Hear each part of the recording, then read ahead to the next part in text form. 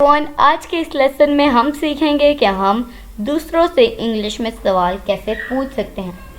तो वीडियो को अंत तक जरूर देखिएगा। वीडियो पसंद आए तो इसे लाइक शेयर ज़रूर कीजिएगा और हमारे चैनल इब्राहिम टीवी इंग्लिश को सब्सक्राइब कर लीजिए इसी तरह की मज़ीद इंग्लिश वीडियोस के लिए। तो चलिए शुरू करते हैं अपना आज का लेसन। इंग्लिश में सवाल पूछें। व्हाट्स अप, व्हाट्स अप, क्या चल रहा है। व्हाट्स दैट, व्हाट्स दैट, वो क्या है।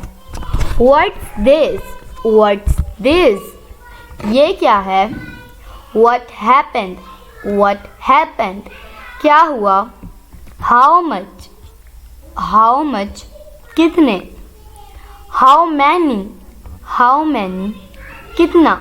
हाउ लॉन्ग, कितनी देर। हाउ ऑफ्टन, कितनी बार। So my dear friends, it is it for today. I hope आपने बहुत कुछ सीखा होगा इस वीडियो से। इंशाल्लाह we will be talking in next video. Take care, bye for now.